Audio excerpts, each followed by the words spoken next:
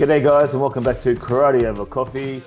Today I've got a special guest, Daniel San Marino.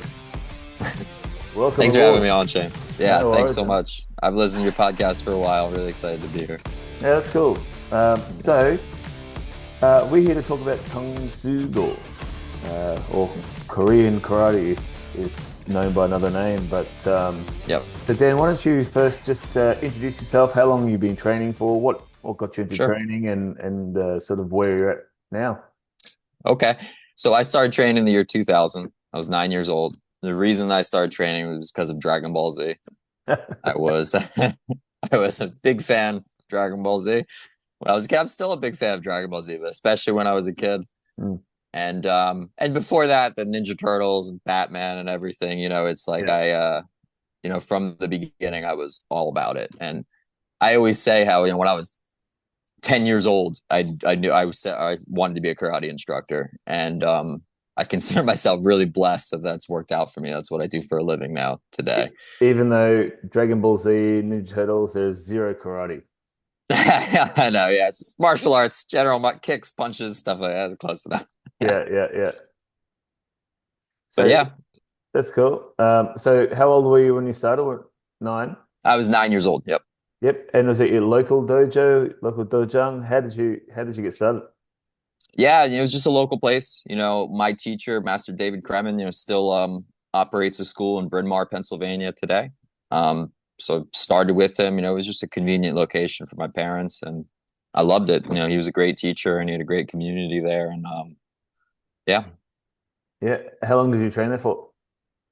so started in 2000. So this is 24 years. Just last August was 24 years I've been training. Oh, okay. So you've in the same lineage or the same club.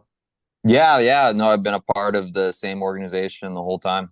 Okay, that's cool. Yeah, And so for those at home who aren't sure about Tang Soo Do, like myself included. So the reason I wanted to bring you on was really to talk about some of the history of the Tang Soo Do and where it sure. fits into the whole karate um, lineage or history or Sure.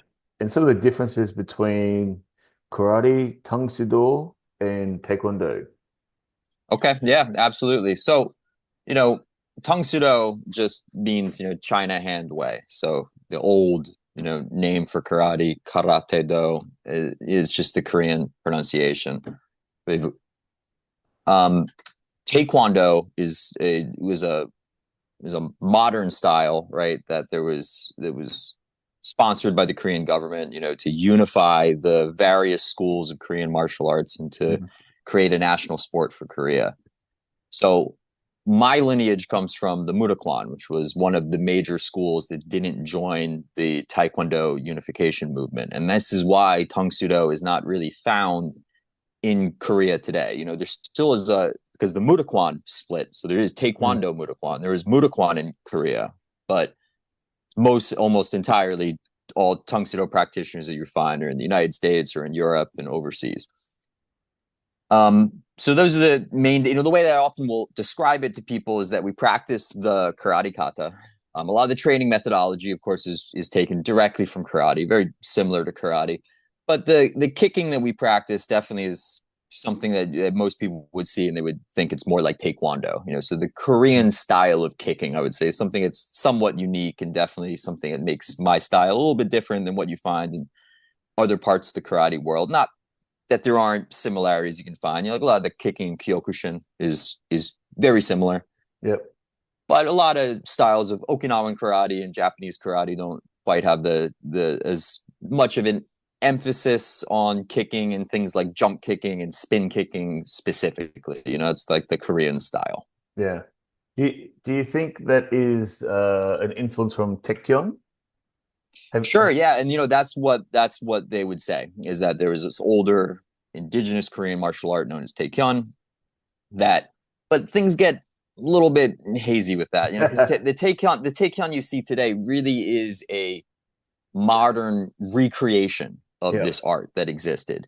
We don't really know what Mm, Taekyon was like. And when you hear the stories, a lot of the very influential figures in Taekwondo and Tang Soo Do's history will talk about, it's very familiar stuff that you see in karate a lot. It's a lot of people, they don't claim to have practiced the art directly. They claim to have witnessed it and to, practiced it secretly. The Huang Qi, the founder of the Mudokwon specifically, said he saw a man defend himself against a group of attackers who was a Taekyon practitioner.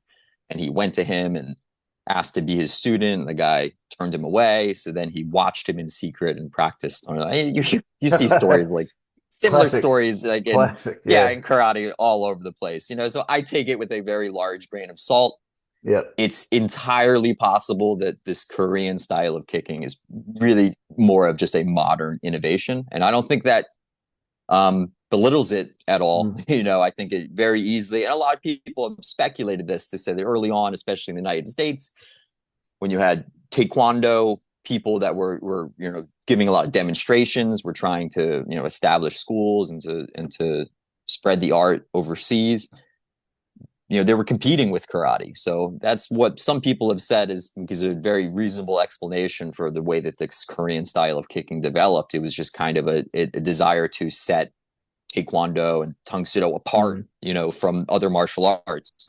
And I think that's a reasonable, point to make. Could there have been, direct influence from these older martial arts traditions in Korea? Yeah, absolutely. But I can't really say. Yeah. So you've got in America, I noticed when there's a business or a club that says Mhm. karate doesn't specifically mean it's karate. Mhm. Could be it could be karate or it could be Tang Soo Do or it could be Taekwondo. Sure. Yeah, Uh, yeah, especially earlier on, I think a lot of Taekwondo people marketed themselves as karate. For my organization too, my school is called Amcor Karate, so it's definitely the way that we started in 1977. It's like that's the way mm, we've always marketed ourselves. What I would say about that though is that, and we can get into the specifics of the history. Like but oh, would we love to. practice the karate. Yeah, we practice the karate forms. I would say the training methodology too is very similar to what you find in Yeah. karate across the board. So, and it's even the way what I would describe my style as is Korean style of karate.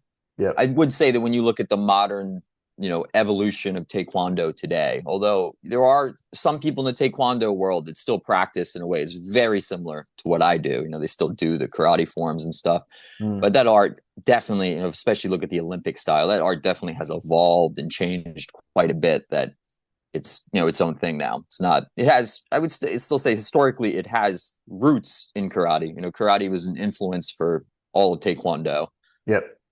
but the modern evolution that you see is very very different today.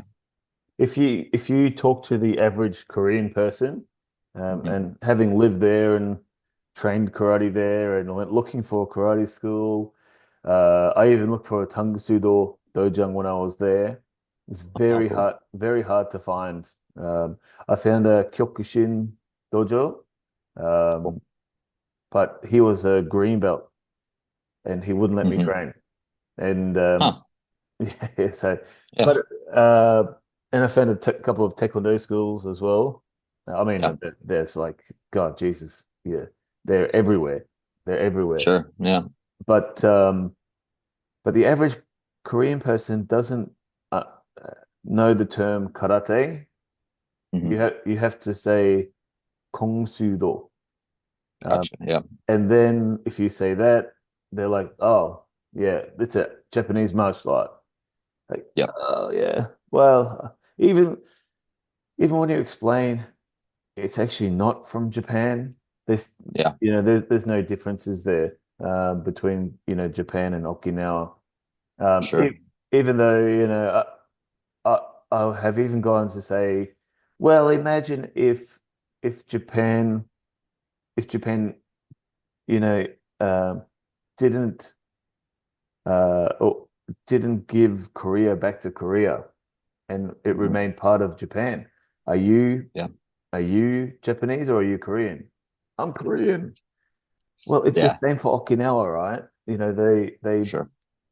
anyway, so what I was saying was the average Korean doesn't know Kong Soo Do, and Mhm. I'm sure they wouldn't know Tang Soo Do, and they would assume or have been told that Taekwondo has a 2,000, 3,000 year history.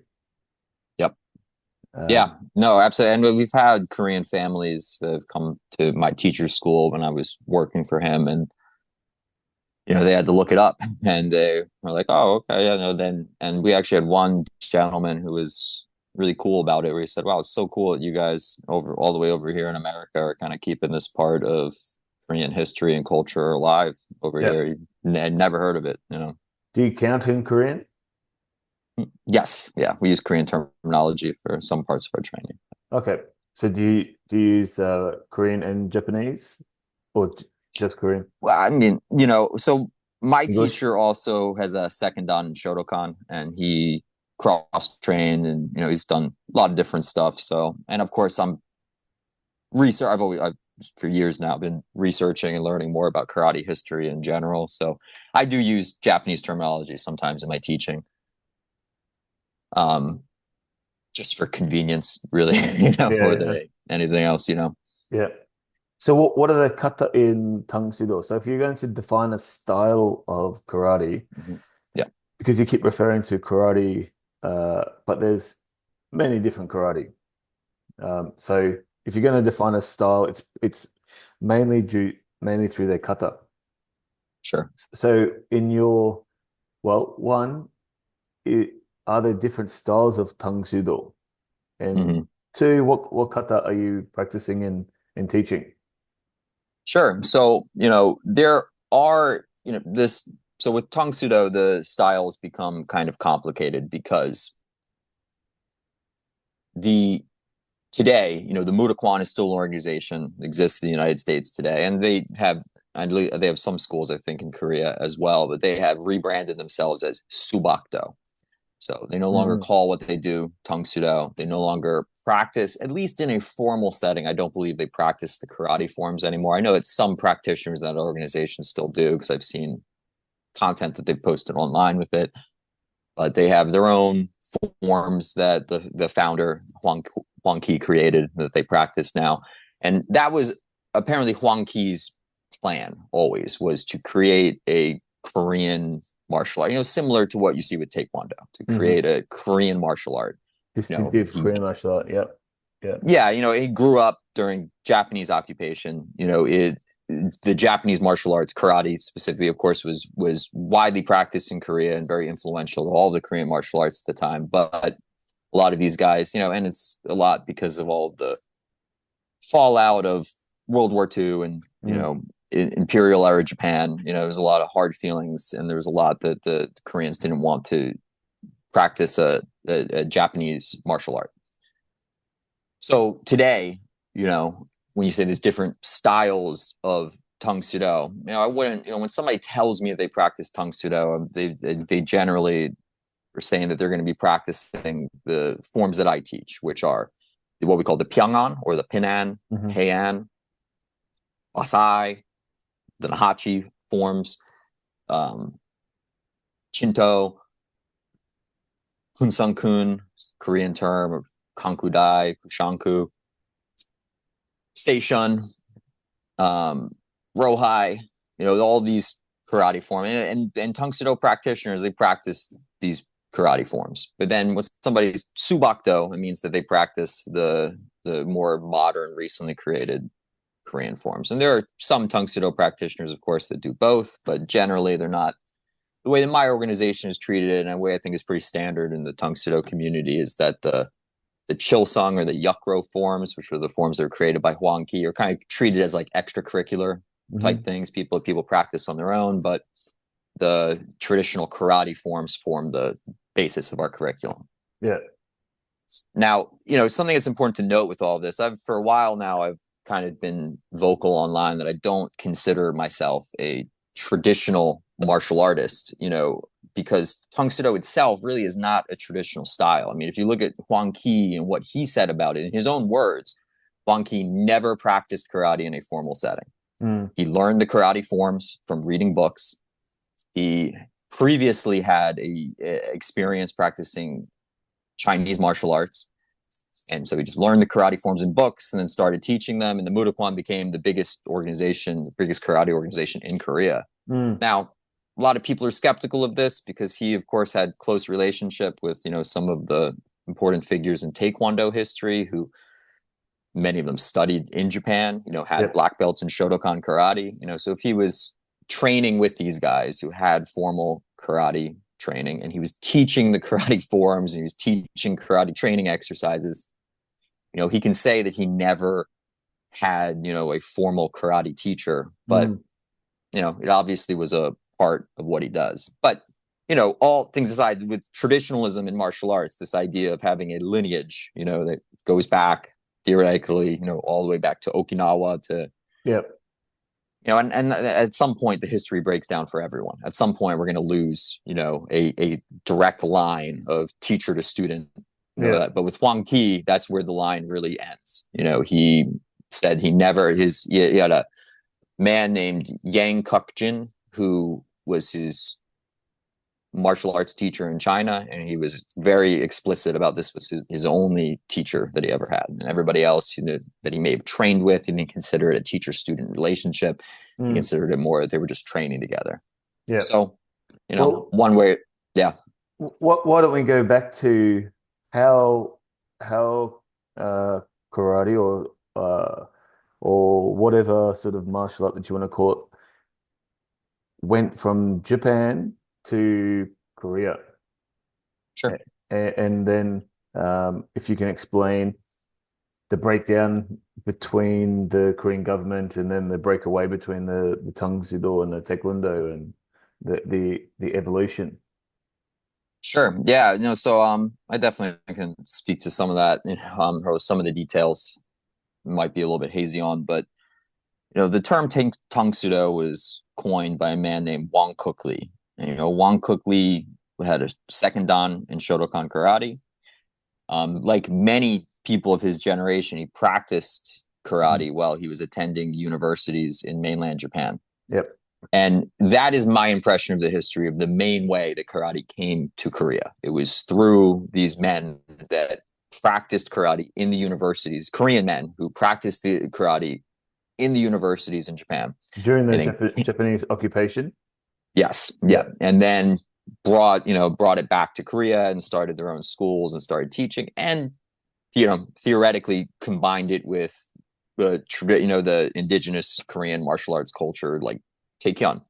Yep. And that's how you end up with, you know, Korean karate, Tang Soo Do, Kung Soo Do being a somewhat distinct thing that eventually evolved and changed into Taekwondo. Yep.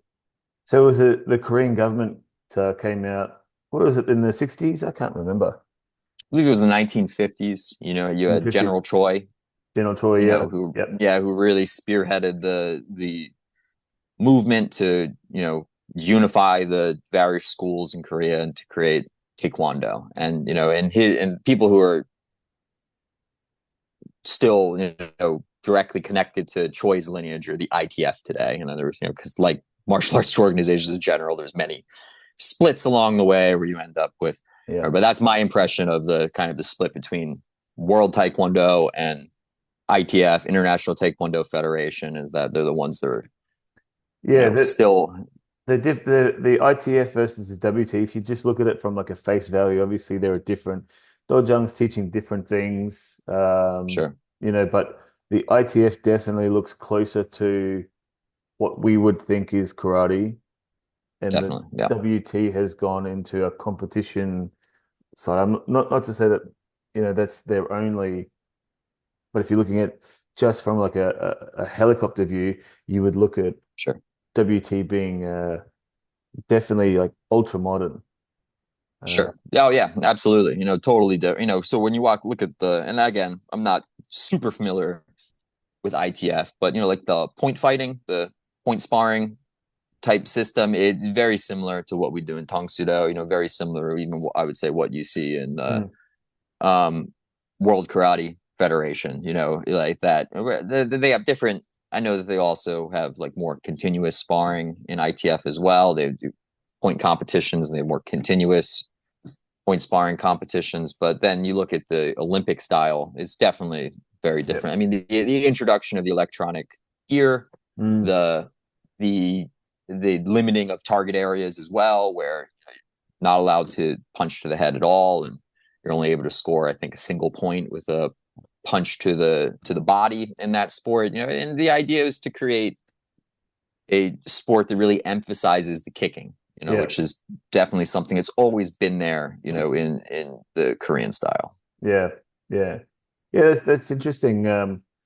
Because you've got the world World Taekwondo, not WTF. It was the worst name ever, WTF, because you Yeah, look at it and you yeah. go, what the, you know, Did it work so well with English? yeah, yeah, yeah. Yeah. So having a distinct style, the kicking style, has really sort of set it apart from karate. If you understand karate, or even if you understand martial arts, you can see what Taekwondo is, and very different to karate. And when karate was in the Olympics, especially Definitely. Yeah. the competition, you can sort of see the difference. But as a spectator, a non-martial arts spectator, they would hard to see the differences, right?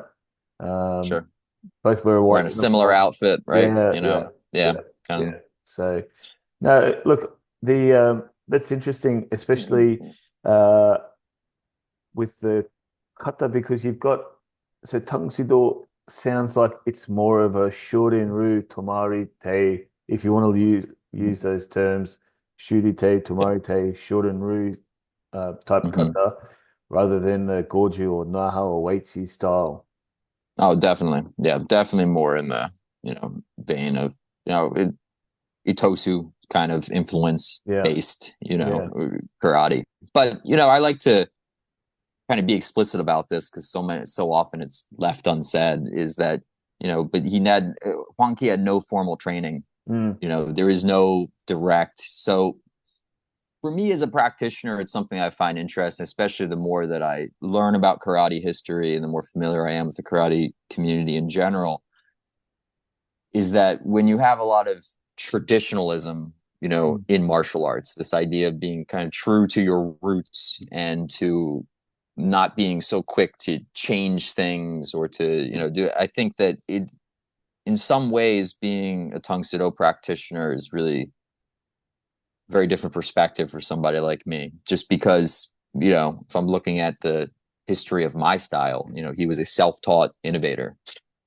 learned karate from Learned the karate forms from books, started teaching it, ended up with the biggest organization in Korea, Yeah, and then, to be fair, not that there isn't a more traditional route that people can take, because Huang Qi said that his plan always was to kind of create his own martial art and his own research into Korean history. Subak yeah. was another extinct Korean martial art that Um, they have just texts about in the past. just on the subak. Mm-hmm. Subak means watermelon in Korean. Yeah, It must yeah, be yeah. No, about yeah, it's got is it the same? Is it the same It's hangul? different characters, I would Yeah, assume, okay. but pronounced like a similar way. But yes, yeah, I've been told that before. That you I'm tell like, a Korea, yeah, Subakdo, way of the watermelon. yeah, I'm Yeah, like, well, that can't be right. Like, it's got to be a different. But yeah. so Tang Soo Do, right? There's when I was telling my wife about having a chat to you, I said, yeah, he practices Tang Soo Do. She's like, oh, Tang Soo Yok. So Tang Soo Yok is a Korean dish. Okay, So no, because Tang is your China, your all that sure. that Yeah. so if you're looking at it, so uh, karage, Hmm. karaji, however you say it, is that China or that Hmm. Tang dynasty, right? So Yeah. so when if you're Okinawan, you look at it as a Tori. Yeah. That's how you say it. But um, Sure. the so so for Subakdo, Hmm. what are there any differences between Subakdo and Tangsudo apart from some of the extracurricular kata or is it the belt Sure. system the same? They're very different, in terms of the expression, the overall, and the way, So there's it's supposed to be a much more of the influence from the Chinese martial Mhm. arts that Huang Qi originally practiced, as well as his research into Korean martial arts. But again, it's based on these texts that he was reading. It's not like a direct connection. Subak, there is no direct lineage of practitioners for Subak. Mm. Again, this is a recreated modern martial art. In terms of the name, with like modern Korean, Subak meaning watermelon, I guess it has something to do with the Chinese. Originally, Mm. I know that Korea and China have very close history historically. So, Yeah. Subak, I believe, it also was supposed to have come from China originally, but that's Mm. what they call their art today. Okay. It's the Subak Do Murakwan.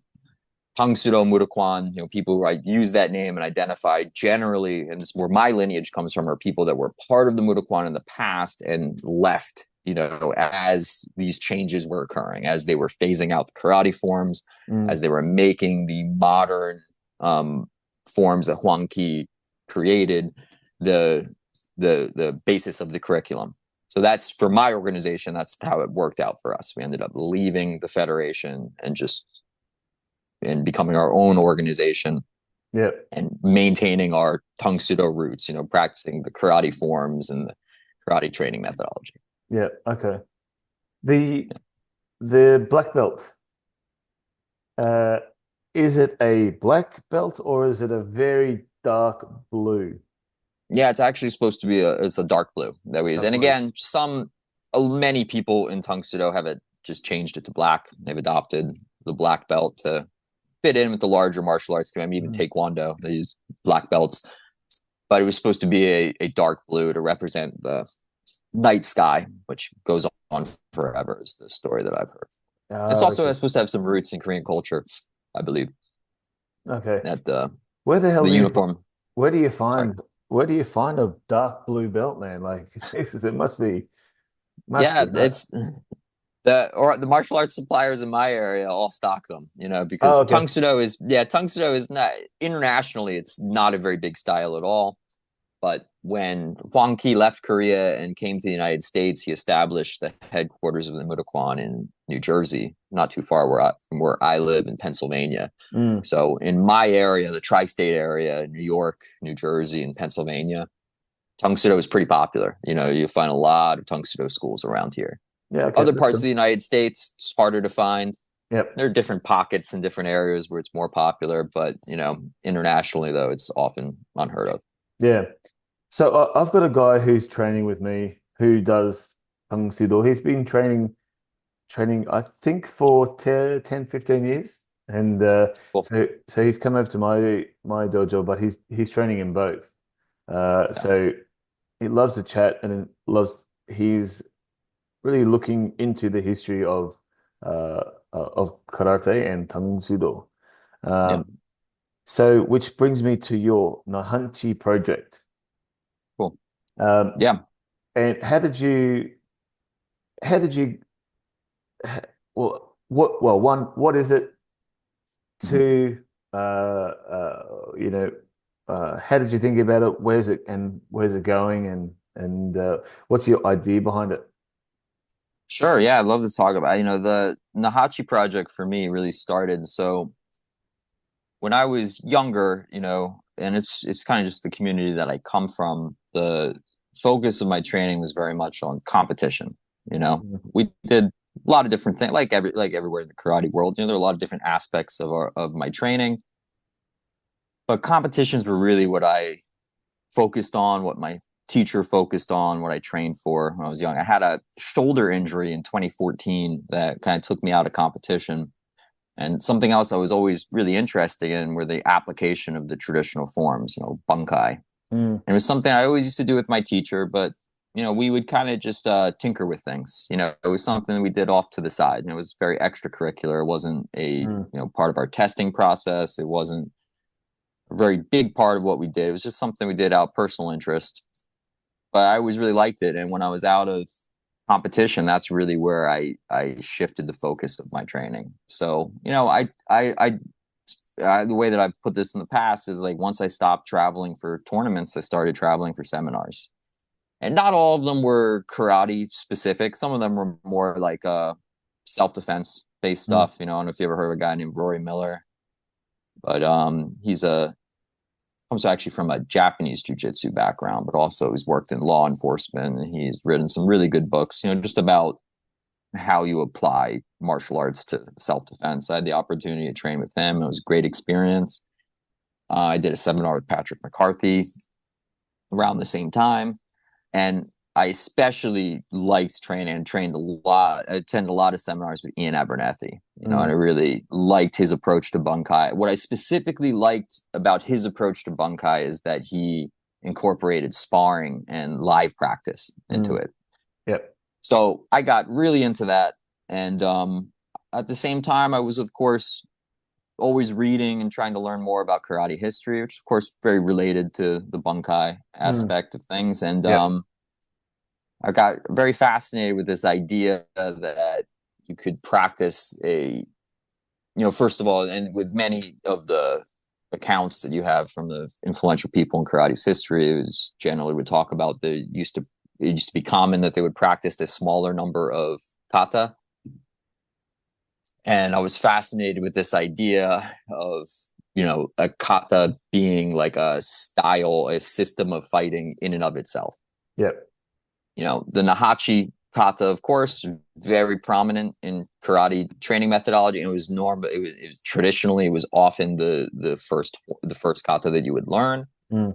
And it was also one that when I got into the application side of things, I found that like the applications for Naihanchi seemed to make the most sense to me. You know, even when I was a bit younger and just getting into Bunkai, you know, sometimes I would see interpretations from people like Abernethy and I would be like, seems cool and all, but I'm a little skeptical as to how closely that really is connected to the movement found in the form. Yeah. Yeah. Naihanchi seemed a lot more direct. It seemed like it made more Not. sense. So Yeah. Not many movements, I suppose. No, there's yeah, sure. the Yeah. interpretation is not going to be as big as Hmm. kind of like Pasai or Yeah. you, Yeah. right? Yep. Definitely. Yeah. But that's how it started for me. I just kind of started the Naihanchi project as this idea of practicing a single kata or a set of kata, and it's three Naihanchi, you know, in depth, you know, like Mm. making that the focus of my practice specifically. Now it's evolved a lot over time. My view and my opinion about like this modern reverse engineered bunkai has definitely changed a lot, especially in the last few years. I don't place nearly as much importance on it as I used to. You know, the more that I learn about the history, the more just the more evident it becomes. It's like how much do I want to invest in my time and my energy into something that's ultimately unverifiable? You know, like we Yep. cannot verify these applications. Yep. So, you know, at the same time, though, I still think it's a worthwhile. It made me a better martial artist, I would say, training with Abernethy and just getting into application in general. It definitely kind of expanded my mind as to what karate is, you know, like Yep. what is included in the practice, you know, what it was like in the past. And I appreciate that. You know, I definitely think it made me a better martial artist.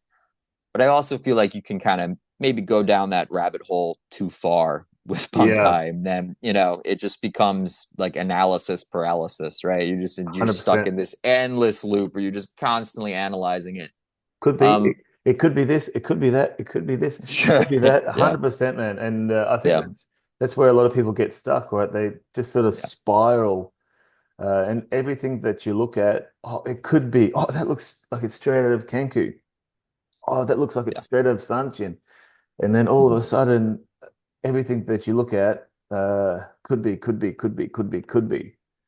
yeah. And I think as somebody who has your own dojo, Mm-hmm. dojang, do you call it dojang or dojo? Dojang, yep, Dojang. So somebody who has their own dojang, you can alienate students and you can, you definitely, know, push them down to a path that is almost never ending, right?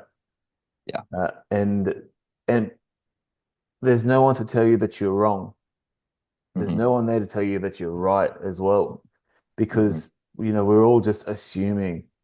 I mean, there are those who are maybe closer to the original intention or the Yeah, original idea of training and kata movement, but nobody's got the real correct answers.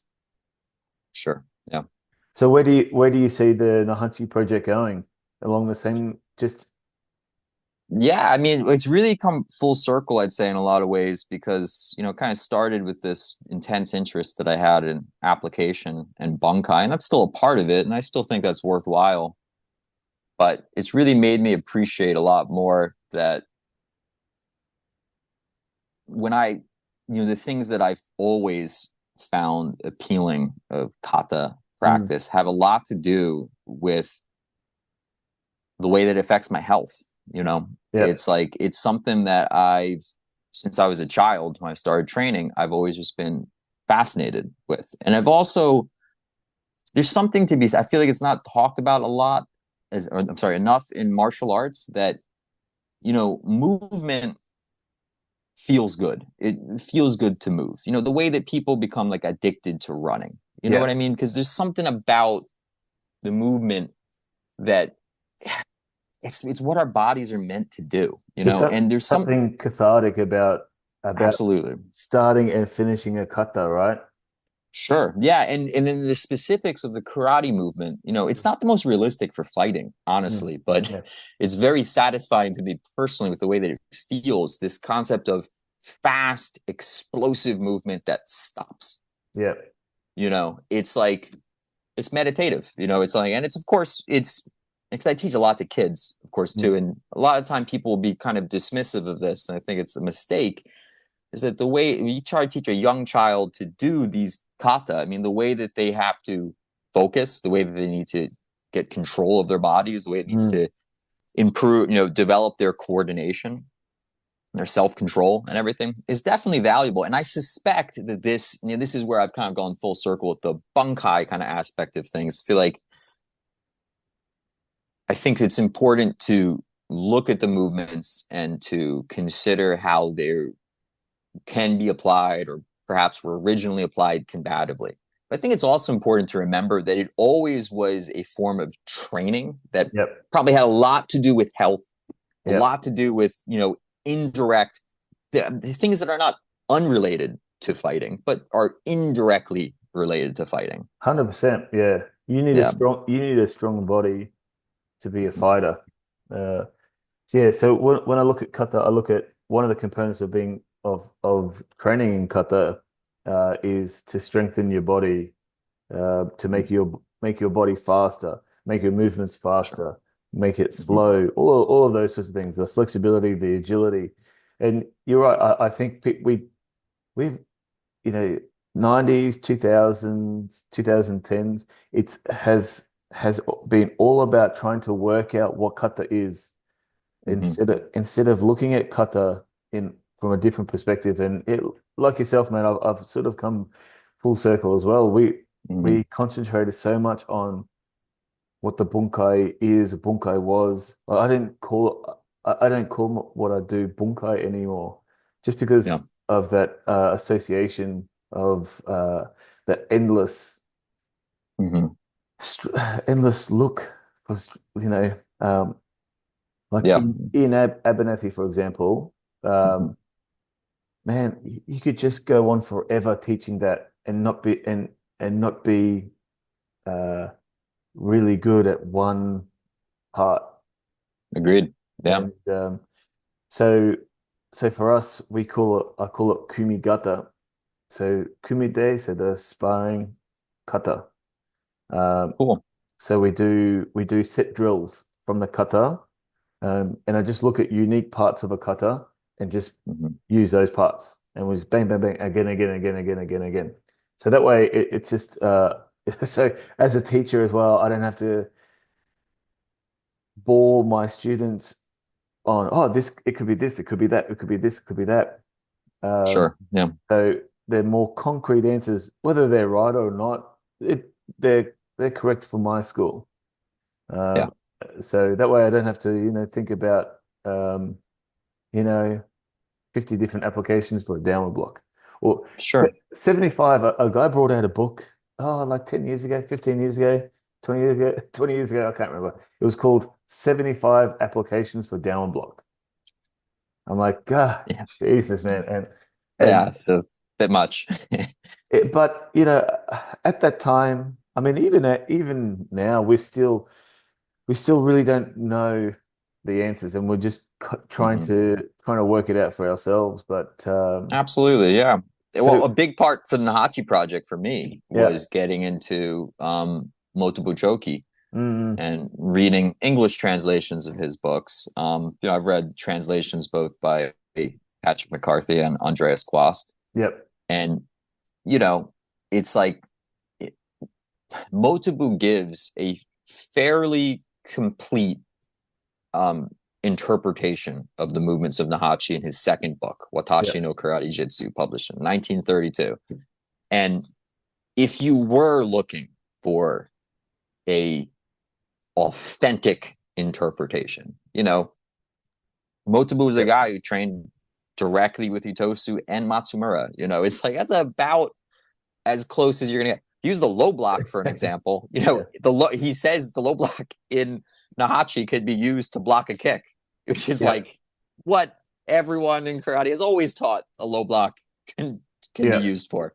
So that was a big one for me. Was like, okay, you're endlessly searching for, and I get it, just because Motobu says it doesn't mean that it's true. He doesn't, have it, but still, like if you are looking for something that's authentic, that's about as good as we're gonna get. yeah, Unlike a lot of his contemporaries, he did give, he only in his two books he only showed one kata, yeah, the first Nahachi, and but he did give a fairly complete breakdown or an interpretation of its movements. And I like a lot of his interpretation. I think there's a lot of good stuff, a lot of very interesting stuff in there. I mean, he talks about hidden mm, meanings, yep, talks about, stuff like that. But in a lot of ways, it's like I remember, and I read it multiple times before it dawned on me. It was like, okay, I guess this is the end of this is the end of the Naihanchi project. yeah, Mission accomplished. I found it. Like here it is. Here is like the closest thing we'll probably ever get to an authentic interpretation here. And it's like, okay, so where do we go from here? Obviously I have my own ideas and my own mm, ways that I would interpret Nahachi and I would apply it.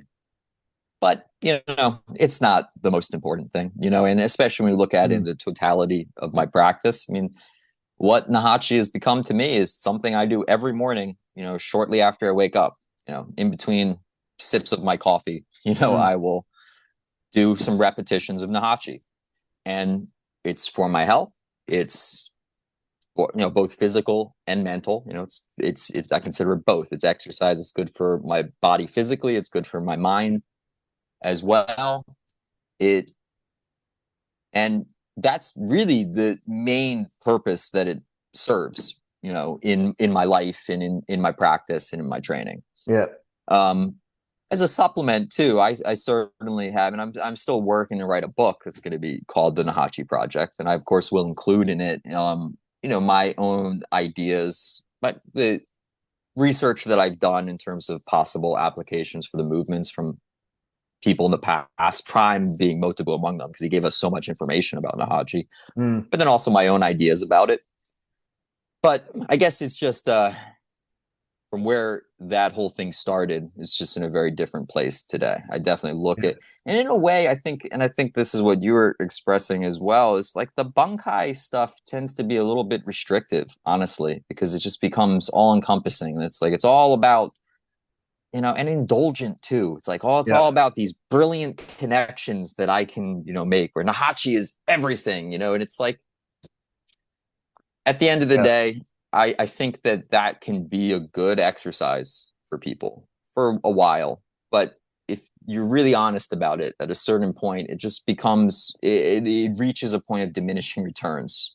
And it also becomes kind of restricting just because there are a lot of other benefits that you can get from this practice. And they're probably a lot closer to the way it really originated. You mm, know, I'm not a big fan of this idea that it's this way of recording combative information, passing it down, through the ages. I kind mm, of get the impression that it always was a very holistic practice. It was, I don't know, for lack of a better term, it was kind of like Okinawan yoga. It's like something that is for you to strengthen your body. It's for your health. It's has combative meaning, perhaps. And this is, in my opinion, like the real mystery in karate history is we have the kata, we have accounts, and we have information about different training methodology that may have existed prior to modern times. But what seems to be missing is like the the the sparring practice. It's Yeah. like, okay, if there was application of these kata going on, Yeah. how was it applied? And there are some people doing research about this with like firms like Kake Demeshi, with which sounds from the accounts that I've read, it sounds to be like that was the original sparring method of karate.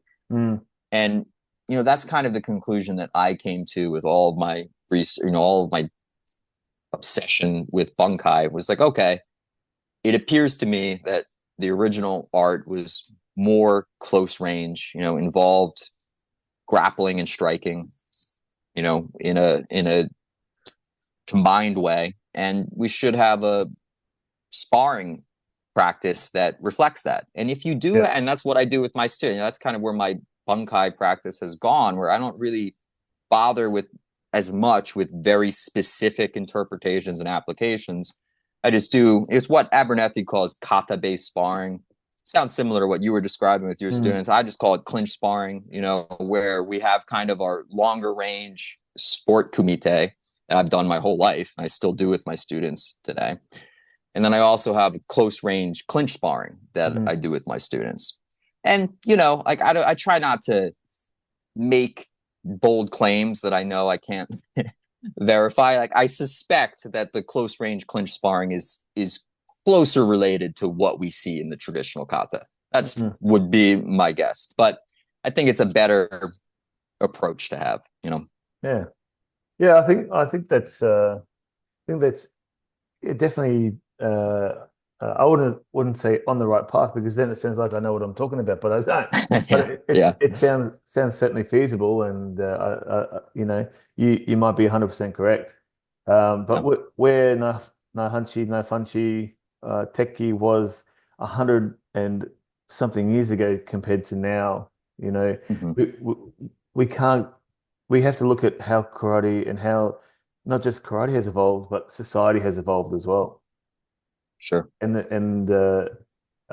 maybe the combative techniques 100 years ago don't apply to today. Mm-hmm. Um, but Yeah. Oh, yeah, like yeah. for example, you're sparring. Mm-hmm. You know, you have a mouth guard and you have gloves, and then all of a sudden it changes everything. Sure. Yeah. It changes the technique, timing, distance, and the ability to maybe practice that technique again and again and again and again. Whereas maybe Yeah. 100 years ago, they didn't have that opportunity. One, maybe Absolutely. lack of training partners, lack of time, Mm-hmm. and and you know, maybe now we are better than 100 years ago. I Absolutely. Yeah. always find it interesting that people look back at how great the masters were. We are much, much, much better now in the way that we move and how we understand movement, physically stronger than they were 100 years ago. And Yeah, yeah, no, I agree. And it's one of the things I find frustrating about comparisons to like MMA. This idea it's like kata was the original MMA. It's like, man, that didn't exist back then. You're kind of, I mean, listen, people I'm sure have been fighting since the yeah, dawn of human history, right? But this idea of international fight leagues that are filmed that we can all see videos of and mm, analyze and look at. I mean, that's you have to appreciate that this is something it's modern. It's like it didn't yeah, exist. It wasn't possible for it to exist back then. So making these, like trying to jumping the gun and making these connections that karate, you can see all of these kata movements, in these MMA fights.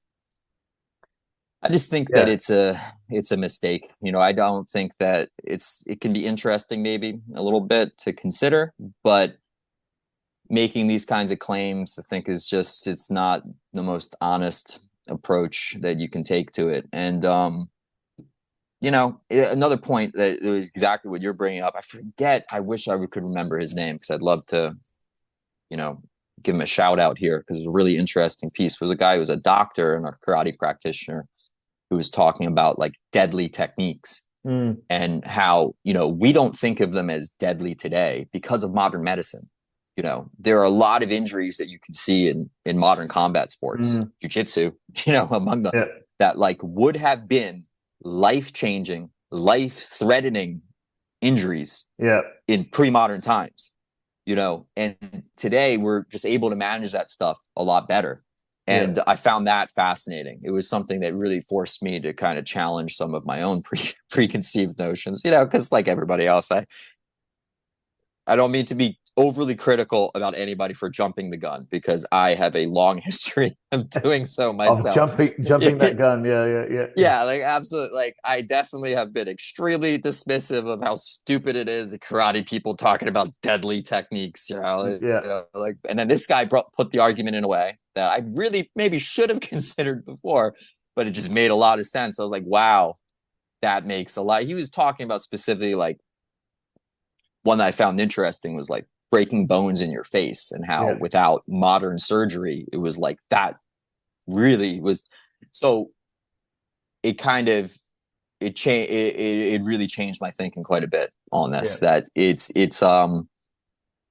the kind of thing where I'm it's not that I don't think that there was some kind of a sparring practice and there was fighting that was going on. I just think that it had to have been very, very different back It, then. it, it had to have been very controlled. Right. Sure. Yeah. So you have the kaki T movements or the kaki dameshi pepper, the two Mm-hmm. hands touch, right? Yep. The original kumite it is Yep. what people refer to it as. Whether it's true or not, I don't know. The sticky hands looks cool, right? But Sure. as you said, you make a mistake with your partner and you fracture their cheekbone, and all of a Mm-hmm. sudden maybe they can't train any longer, Sure. and maybe they can't uh, do their job to support their family any longer. Yeah. You also have your own training and how you move. So everything has to be controlled in how you move, correct weight transfer. Because Mm-hmm. all of a sudden, if you tear your ACL, you are Mm-hmm. done. There is no one to take a bit of hamstring and then Yeah. roll it over the top of your kneecap to fix your ACL joint. So all of those sorts of things, when you look at how they trained previous to how we can train now, and how we have safety matting, we have mouth guards, big gloves, Sure. how it's very different and that sort of thing. But speaking of very different, so you still train and teach in the same your original Tang Soo Do. Mm-hmm. How is your training teaching different to your original sensei? Or Sure. So, yeah, I mean, the big difference would just be the clinch sparring I was talking about, which I really, is very much due to the time I've spent training with Abernethy and mm, getting the bunkai in general. That's definitely a big part of what I do now, and it's something that is here that I don't plan on dropping or changing. Because for a while I was trying to kind of come up with my own applications and drills that I would teach my students, but it was difficult, because first of all, a disservice to my students a little bit because mm, it's, I'm not in control. We're part of an organization that I'm, of course, not, in control of. So it wasn't going to be a part of their testing requirements. So I'm just giving them, yep, more things that requiring them to learn that has nothing to do with their requirements. And then also it's just too much. I feel like memorization in martial arts karate curriculums, is necessary to some extent, but it can create a lot of obstacles for students. I'm sure, Yeah. you're a teacher yourself, so you can appreciate, sometimes you'll get students who are very, very good at just remembering movements. It's not something they really struggle with at all, Mm. but many students do, 100%. just Yeah. remembering all of the drills and all of the kata, all of the forms, is a lot for them. And for me to just be like, I've been thinking about this stuff that's really cool. So now you need to learn all of this as well. Is just it wasn't going to work out. And I think it is a much better solution. Is just okay. I kind of the conclusion I came to from getting into the bunkai aspect of things was just that it was much closer range. It was a closer range combative system, and that's why you see a lot of elbows. For Mm. instance, in a lot of the kata. It So we just have a style. We have a form of sparring that's more reflective of that, and that's it. And and still, because it is interesting, and many of my students also find it interesting. We can make connections. I can be like, this knife hand block that you do. It's like the way I like to apply that is you're framing the neck, right? Mm. You're pressing your forearm against the neck to create a little bit of space to get yourself into a better position. And I just feel like it circumnavigates that whole issue of just throwing more material to memorize at my students, and instead it's an aspect of our practice that we do live. Yep. Yep. Yeah, that's cool. Um, so that all that clinch sparring's not part of your syllabus, it's just part of the training. Yep. Yeah. Yeah, just something we do on the Okay, that's side. cool. And so you've also got a fantastic YouTube channel as well that if you haven't Thank you. already subscribed, make sure you do. It's called Appreciate it. Practical Tang Soo Do. Yep. I always find it interesting that people write practical, Yeah. but I totally understand trying to differentiate yourself or Sure. ourselves from what the maybe the public perceives as karate, Tang Soo Do, Taekwondo, Yeah. that kids sort of style of karate. Or Yeah. the kids. So when people first come in to my dojo, especially for parents, um, I explain to them that karate is not for kids. Yeah, and they look at me like, what? I said, well, originally karate is definitely not for kids. So my dad when the Karate Kid movie came out, he was not teaching kids. Nobody really was teaching kids at that time at that stage. Um, or if they were teenagers, certainly not Yep. 5-year-olds, right? And um, Sure. and then the phone kept ringing, asking about kids classes, kids classes. No, no, no, we don't teach kids. No, no, no, karate's not for kids. Maybe and then maybe, yeah, for sure we have a class for 5-year-olds. Come on down after a Yeah. time, right? But if you look at the Karate Kid, he is 17. He has a girlfriend.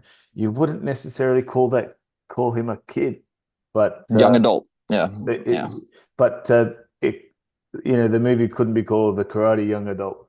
Yeah. It doesn't have the Exactly. same What a work. same symmetry, right? Yeah. But yeah, so I get your practical Tang Soo Do, as a way Hmm. to sort of differentiate yourself. Sure. So your videos are on the practical side of Tang Soo Do? Yeah, and so because I've followed your podcast for a while, I remember your conversation with Mario McKenna, who's a guy Yeah. I'm very grateful for his translation work. Those guys are the Yeah. heroes, in my Yeah. opinion, the unsung heroes of the karate community. All of the guy, everybody doing like high quality translation work. Mm. So that's what I love about your podcast too. By the way, like I had a chance to hear these guys talk in general. So Yeah. Look, I it's a very selfish podcast because I interview people that I find interesting and want to learn more about. sure. If I'm interested, then I'm sure there's many others Yeah, around. absolutely. Like for yourself, there's also like Dan Bernardo with Tang Hmm. Soo Do. So Yeah, I know Dan. Yeah. so I'd be keen to have a chat to him as well. Yeah. Great. He's gone a little bit different to to you, but Oh, definitely. Yeah. Well, he's uh, trying to do a similar thing with One Key's writings, where he's, yeah, learning yeah, the language and trying to translate them. And yeah. he's Uh, doing a lot of great stuff with that. Yeah. his so I talked to him a bit. His Hmm. Korean is much better than mine. Yeah. So he's doing Korean, Japanese, and English, right? And he put up a post recently that had Japanese and Korean, and I'm like, oh shit, I could read some Japanese, all of the Korean, but and I couldn't understand the post, so Yeah. I could understand parts of it, but Hmm. the advantage of the advantage of Korean writing or the Korean language Hangul or Hangugo is it is phonetically written. Like in Hmm. like in Japanese, you have katakana, Hmm. which is phonetically written as well. So it's really easy to read it and Hmm. understand it. I learned it on the plane ride from Brisbane to Seoul uh, Wow. in 8 hours. That is all I did was Wow. just study the Korean characters. So there you have so Subak is there's only one way to write it, right? Subak. It sounds like there's only one way, but there's a couple of different ways to write Su S. So it could Hmm. be Su or it could be Su Hmm. Bak or it could be Bok. I'd have to have a look at the Hangul, but yeah, like Gotcha. so for those guys, yeah, it's really interesting to get a different perspective. So I started Hmm. following your YouTube channel. Um, And yeah, it's really interesting, really great to see some of the stuff that you're doing. But Appreciate it. where is your YouTube channel heading, or what do you want out of it? Well, what I was saying was, I remember in your conversation with Mario McKenna that you guys were talking about this concept of practical karate. And you guys, once again, I feel like that conversation kind of changed my mind about it a little bit. That I understand, and my channel still is called Practical Tang Soo Do, though I have been considering changing it to Modern Tang Soo Do. That's what I think somewhere down the line is what I'm going to rebrand to. Hmm. Because I get it that you want to distinguish yourself from the rest of karate. But as we were talking about in the course of this conversation, getting obsessed with bunkai and Yeah, yeah, understanding the secrets of it, and then kind of coming full circle and being like, well, all of this is unverifiable. And there are other very real benefits to this practice, which I've always been aware of, always been told are totally normal in the karate world. It's like this concept of constantly trying to distinguish yourself. It's arrogant in a certain way, right? Where well, it's like I'm not like those karate people. I, yeah, I yeah. practice the good karate, the practical karate, and I believe, if I remember correctly, that's what Mario McKenna said about it. He was like, "What do you mean, like it's just karate? Yeah, It's like you're kind everything of is you're yeah. yeah, you're kind of just 100%. criticizing. You're kind of criticizing the rest of the Hmm. art and trying to set yourself of. It's like, no, I do the practical stuff. So I'm sorry, man. I I may didn't have mean. more. No, I got you. Uh, No, it's something I've thought about. I've thought about quite a bit, and that's why I've considered changing it. At the same time, though, and it's what you were speaking to as well, that when people are looking for like application like bunkai based stuff, mm, that's the term that's often used. So yeah. there's a convenience to it that the many of the people that would be interested in the kind of content that I post, they understand this practical karate movement, like, or online thing. Mm, It's very much a thing. So there's a convenience to it, but I also believe it kind of sows unnecessary seeds of discord mm, in the karate community in yeah, general. Just this need to distinguish ourselves as like yeah. we do this special practical kind of karate. It's Well, a little bit, it's like, listen, I don't know how practical what I do is. Obviously, I try to provide a good mm, service and training to my students the best possible. And I know that's what all good karate instructors try to do. So, I don't know, just food for thought with it, and very much related to what we're talking about with bunkai, right? This yeah, concept of, does there need to be a practical karate? Do we need to set yeah. ourselves apart from everybody else? I used to believe that there was more.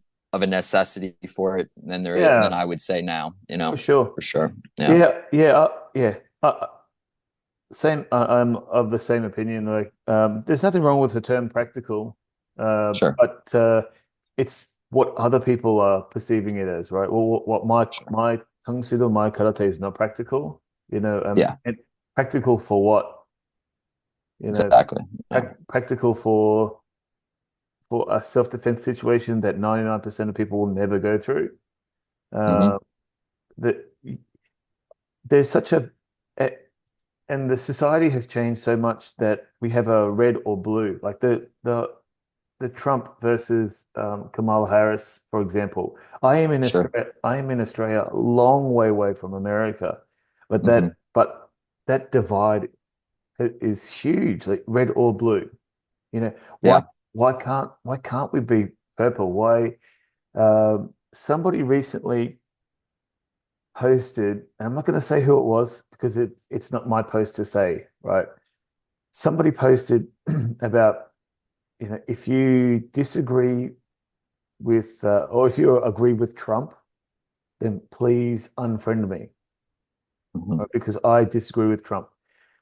What? Why can't we just say if you agree with Trump, that's fine because there are 99 other qualities that I like about you.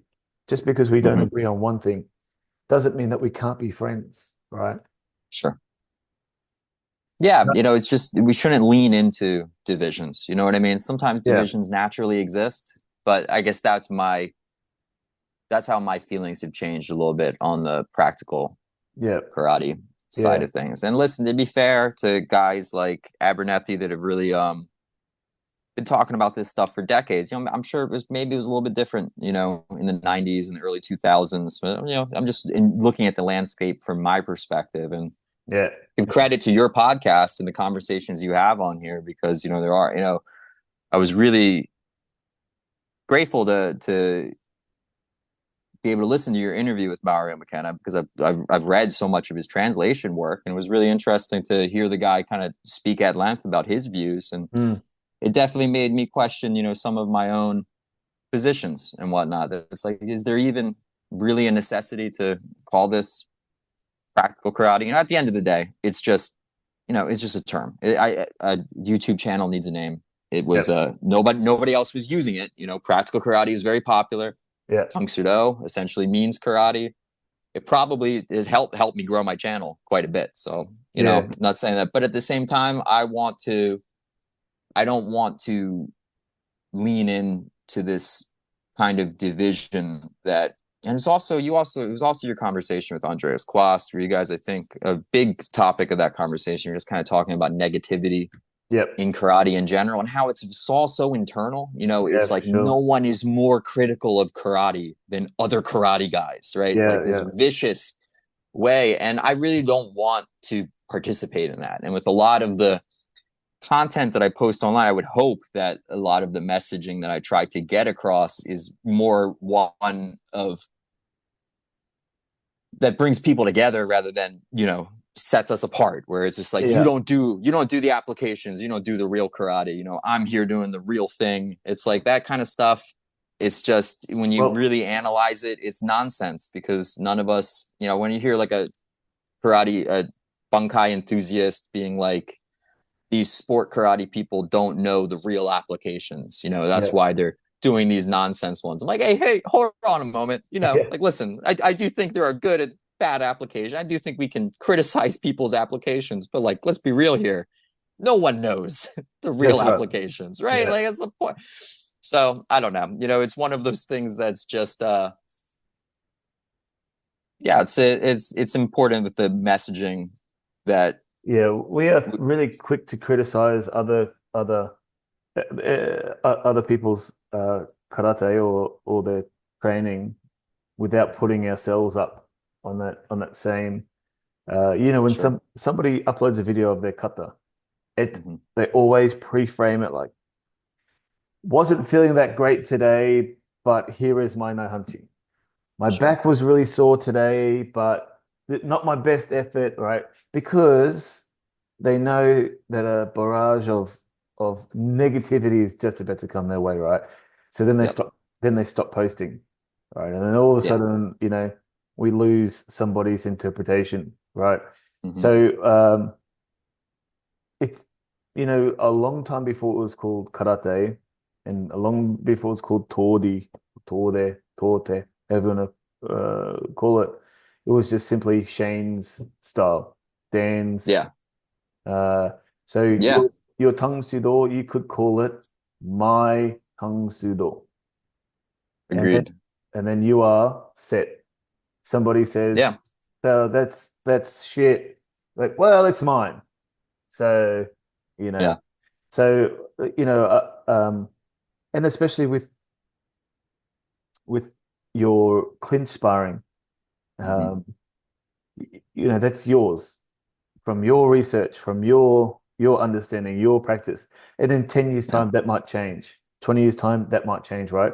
So just Yeah. because it's mine doesn't mean it's correct now. Hmm. Or sorry, doesn't mean that it is correct, but it is mine at this time. You look at yourself when you were 20 Hmm. compared to where you are now, karate wise or personality wise, lifestyle wise, business wise, it's very different. Sure. My sensei says you don't understand karate until you're 60. Hmm. So what that means, I'm not sure because I'm not 60. I'm getting closer. Every year Yeah. I'm getting closer, right? But um Yeah. and they get so for me, mine has changed as well. I'm 10 years older than you. Hmm. And I know I look 27, but I'm actually 43, right? And so the way that I look at karate now compared to when I was 33 is different because I have a child, and and maybe how I teach is different. Um, maybe my interpretations are different. Because I've done 10 more years of research compared I'm just using 33, not you, not I'm not saying you, just using Sure. 33 just as an arbitrary number. But so maybe in 10 years' time it'll be different. But what I'm at the moment, especially with children, with kids, what I'm trying to teach more is about building their confidence and uh, um, giving them more focus in their training. And so Hmm. it's less about the competitions or less about the bunkai, and it's more about the training. Um, Sure. and so I for find that's what parents usually want too. When I ask for kids, yeah, it's the behavioral kind of things that they're often really looking for, yeah, and maybe maybe I didn't really understand that until I was a father, and Yeah. until I started. I'm not saying you have to know that, but that's just my journey, right? Um, Sure. so you could call it my journey in Tang Soo Do, and that'll just continue to evolve. Uh, Yeah. so Yeah, and it's interesting too because adopting like the name practical, and again, not to harp on it too much, but you kind of because you mentioned self-defense, and I have become very critical of self-defense based practice in recent years as well, and that's a big part. I'm actually surprised I haven't had more people criticize me on that front because I still call it practical. well, after But this I'm kind of episode, who knows? yeah. But because it's one of the thing about self-defense, not that self-defense isn't important or isn't something to consider. I do believe, once again, kind of like bunkai, these are rabbit holes that I think everyone at some point should go down. Yeah, But just if you go too far, you yeah, kind of lose yourself sometimes. Like, do we really want what this is the self-defense thing for me? Do we really want what we train for to be these, you know, theoretical situations we probably won't ever yeah, experience? Should you cover it? Should we be aware of it? Should we maybe have some aspect of our training that addresses it? Yes. Do you really want it to be like the main focus and mm, basis of what you do? I've kind of, when I didn't used to feel this way, but now I'm kind of like, unless you're working in law enforcement, you have some kind of job, there's something about your lifestyle that really creates a necessity for it. yeah, I just don't think that this makes sense. And I don't think it's good for our mental health, particularly yeah, either, because it just creates this.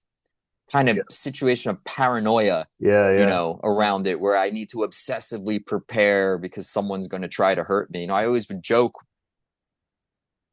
with my training partners about this, about how it's like I'm really afraid that someone is going to try to hurt me one day. So I'm going to go to this martial arts school where someone definitely will try to hurt me 100%. in order to protect myself. It's just ridiculous. Like maybe I've definitely come around a lot to this idea that probably the best thing that martial arts can give us in a life is just general health and wellness. Mm. It's just something that's a part of your life that keeps you physically active, keeps you intellectually engaged. Yeah. It really enriches our lives.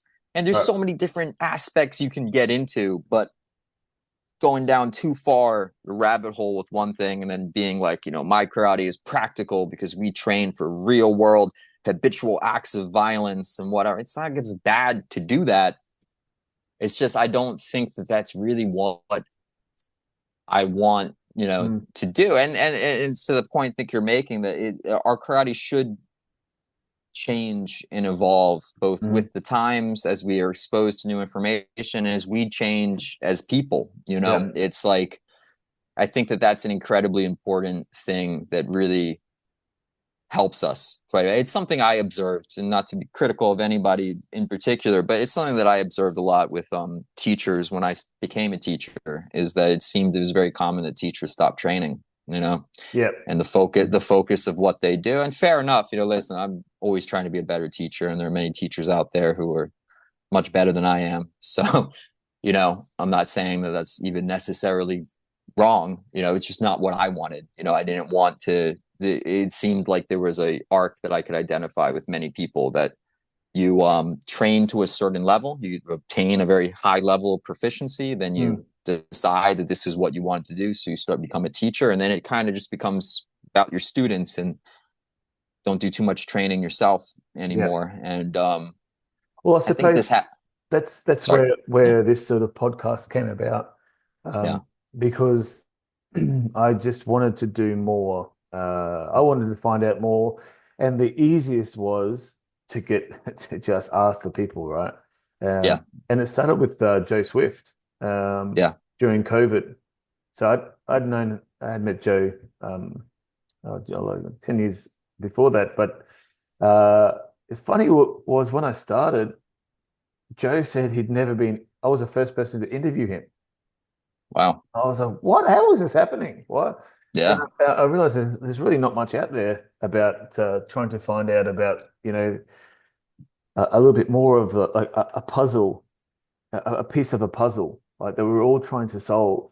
Um, I would definitely set your podcast apart from others for me. I was saying I can't think of anybody else that's interviewed Mario McKenna, Andreas Quast. It's like you were interviewing these guys, and I was really grateful to be able to listen to those conversations. It was great.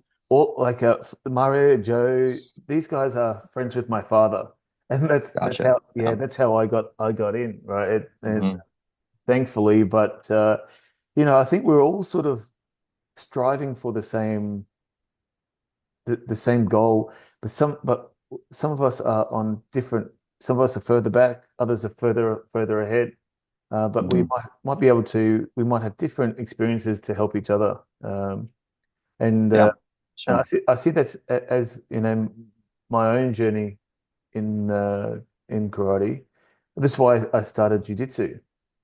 Yeah. Was learning jujitsu because I wanted to do more. I wanted to learn more about being grabbed. And as the society has evolved, people watching UFC, playing UFC, like my brother-in-law knows how to do a double leg takedown. Like, holy shit, how the hell does he know how to do that Yeah. when he Yeah. can Yeah. when he can barely catch a ball himself, right? Yeah. He doesn't listen to this, so but Yeah. that sort of thing. So I think the evolution, self-defense, for example, was karate's intent to be self-defense? Probably not. It Yeah. was more about looking, defending somebody else, not so much yourself. And I think that's some of the movements maybe totally different to, and they've evolved to be totally different to what the original intention was. Yeah, And that's where we can get really confused. Um, and I think a lot of people leave karate, leave Tang Soo Do, leave Taekwondo, leave Kung Fu, leave because it's there's no concrete answer. Whereas we're in a jiu-jitsu or uh, Muay Thai or kickboxing, it's very black and white. You either tap the person or you knock them out, right? sure. Whereas karate, tech, and Tang Soo Do and Taekwondo, it's open to interpretation. Yep. Yeah, So, everything is direct, right? So when you learn, I've done a little bit of jujitsu myself, although I have injuries that have repeatedly, yeah, forced me to take breaks. shoulder. But shoulder, yeah, and I have a bad knee now too. So Hey. yeah. But it was one of the things that struck me. I've done a little bit of boxing too. I really enjoyed boxing because it was the first like not Asian martial art I Mm. ever learned. And it was really I think of everything I've cross trained in, boxing has been my favorite. But Well, boxing, the origins of boxing are from the Philippines. really, no, I Ah, never heard no, that. I'm just kidding. Got it. Yeah. Yeah. But that was fun it was fun it's fun to get out there and do different stuff. But there was one thing that struck me. It's what makes these traditional Asian martial arts a bit different. When you're learning boxing, everything is direct. Mm. Everything that you're practicing is a very direct connection to the other aspects of your training, right? Yeah. You learn shadow boxing first, and the movements you're doing in shadow boxing are what you're doing on the bag, they're what you're doing on the pads, and they're what you're doing in sparring. It's the Yeah. same thing with jujitsu. You're learning these tech. Although I did train at a school that was more from that Gracie lineage, where it's like old school judo. So they Yeah. actually do have aspects of they're not part of the Gracie Academy today, but that's, they broke away relatively recently. So they still So practice a lot of their. would you say that it was more practical jiu-jitsu? Yeah, I don't know. Yeah. I don't know if it's that, but I would say it was more relatable as a Mm. traditional martial artist. I was like, oh, okay, I Oh, understand this. So like we have a bunch of drills that we yeah. do, and then we have the actual like the rolling. We have Yeah. like the The life training play, yeah. that we do. Yeah. And it's that's I think the real distinguishing characteristic. It's for me anyway, and it's why I say that it's like karate keeps me physically active and intellectually stimulated. And I Yeah. just think, listen, there's a very negative aspect to that as well, where we are practicing all of this stuff that we don't spar with and we don't apply. And, so therefore it's not really functional training. But But it's functional I for do, you, yeah, absolutely. Well, I care because right? it's intellectually stimulating. Like the history and the stuff. That stuff has Yeah. fascinated me since I was a child. Yeah. Like I like that aspect of the training. Maybe it's not for everybody. I think there maybe is a very strong argument to be made that like you should have for karate moving into the future. Like there should be like a very direct, functional, and that's kind of what I've tried to do with the clinch sparring. A very direct, functional aspect of your training that you Mm. kind of learn first, and then all of the other like the cultural, historical, like real like enriching stuff, which is very valuable as well, maybe is a later part of your Mm. training. I think that's a progression that makes sense. But it's definitely the big difference that I think that I saw. I did a little bit of Muay Thai, 2 years of boxing, on and off with jujitsu for a long time. And that was I think the big difference that I would say that you look at it, that direct application, it's kind of like what makes it more functional, what makes those Yeah. combat sports more functional. Also, you know, is is missing something that I got from traditional martial arts that I think, it's very easy for people to it's very easy to throw baby out the bathwater Yeah. with it too. Like this concept of studying something that has a deep past and is kind of not fully understood and maybe Yeah. never will be fully understood. Yeah. I mean, be honest about it. Don't, I think, and I, as a younger practitioner, it's kind of maybe what gave me a little bit of resentment, not as much so now, but in past years, that I feel like there was like kind of a false bill of goods that was sold about it. That's like, no, this is legit, best training. It's like, don't Yeah. worry. Like, I remember when I was a teenager talking to older guys who were watching the UFC and being like, just wait until somebody that can really kick in the Korean style gets into that cage. Then you'll see. They're going to be knocking people out right and left with the spin kicks and everything like that.